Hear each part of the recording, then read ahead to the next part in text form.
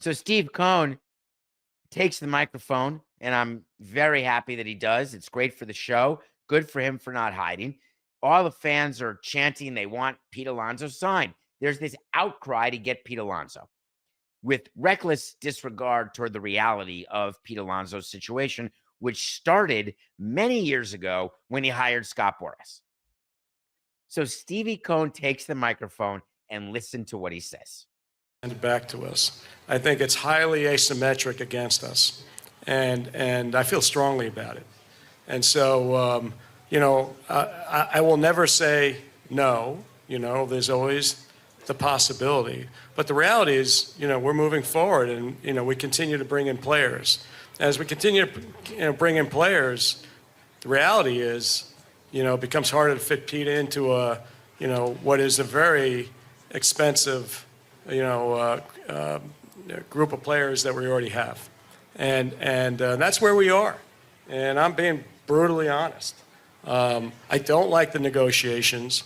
I don't like what's been presented to us. Listen, maybe that changes, and certainly, I'll always stay flexible. If it stays this way, I think we're going to have to get used to the fact that. We may have to go forward and with the existing players that we have.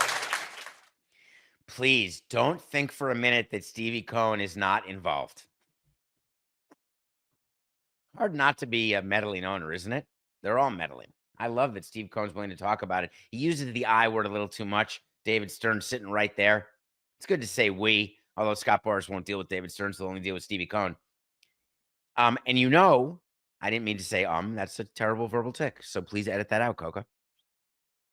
That Scott Boras represented Juan Soto, who did sign with the Mets this offseason, but that was a far easier negotiation because Stevie Cohen went to a place where he gave Scott Boras the record in every which way but loose, everything Boras wanted. Steve Cohen said yes. He then moves on to Pete Alonso and says, Alonso is no Soto. And Boras says, well, you brought Soto in. If you don't bring Alonso back, then you're only better by the increment of Soto over Alonso. If you bring Alonso back, then you're better of the entire Soto increment. What are we doing here? Scott Boras overplays his hand with his free agents on a consistent basis. We know this. We saw it with those 4 players last year, Bellinger and Montgomery, etc. Snell. He's doing the same thing with Bregman and with Alonso. You don't need to be a good agent to get Ohtani and Soto signed. You just don't.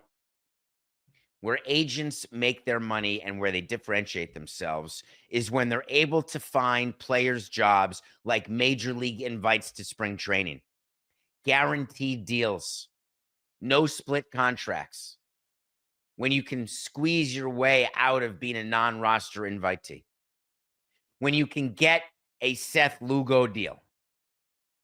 Agents don't make their money. They make their money. That's actually incorrect to say. But a differentiating factor is getting your player evaluated properly and getting your player as a fit to a team. Scott Boras, with all the books that he prepares, it's all a bunch of horse hockey. You know this. Scott Boras doesn't want to do the work that's required to take his players to arbitration. He doesn't want to do the work when a player is not going to be overpaid. He wants to make sure that he continues to overpromise so he can poach players from other agents and assure them that they will be treated with the utmost respect and level of importance and will get the sort of contract that no other agent could get. And he's just full of it. And now he's in a position with Pete Alonso where somehow the polar bear got sucked up into the vortex of this agent and has a completely misguided sense of his value. And Stevie Cohen is telling you, he wasn't talking to the fans during that sound you just listened to and video you just watched. He was talking to Boras. That's it. The same stuff that you'd say to Boras when you're privately negotiating. There was no reason for Steve Cohen to do that.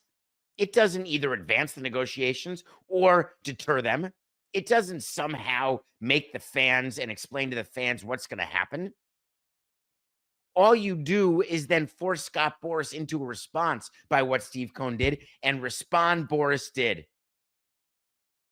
He said Pete's free agent contract structure requests are identical to the standards and practices of other clubs who have signed similarly situated qualifying offer all-star level players. Can you imagine a bigger crock of crap than that response? He's so full of alliteration, among other things. His alliteration is brown. There's nothing different.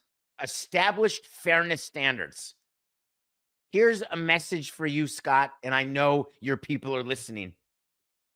There is no such thing when you are asking for an amount of money in a number of years, and the structure that apparently there's some rumor about what your structure is, that you want Pete Alonso to have an opt-out.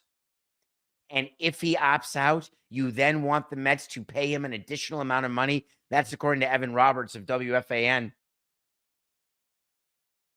That's a new one, Scott. You're going to use the opt-out as a straight sword. You only opt out when your player, when you can get more money like you somehow managed to get for Snell and for Chapman. So if Pete Alonso is playing great next year and the free agent market's different, you opt out and the Mets end up paying him for 1 year, and then he's right back in free agency so you can do it again.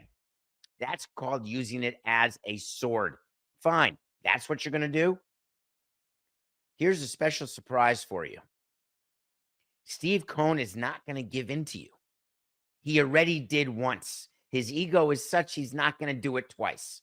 You want to threaten by going to Toronto and putting the leak out there that you took the physical, that you're ready to go. You're giving the Mets one final. Is that what, Scott, you think he'll do? He'll call up Steve and say, I promise you, he's really going to go this time. Think that'll make the Blue Jays fans happy? They'll be thrilled that somehow the booby prize is going to the great city of Toronto with the great organization. The whole thing should sicken you.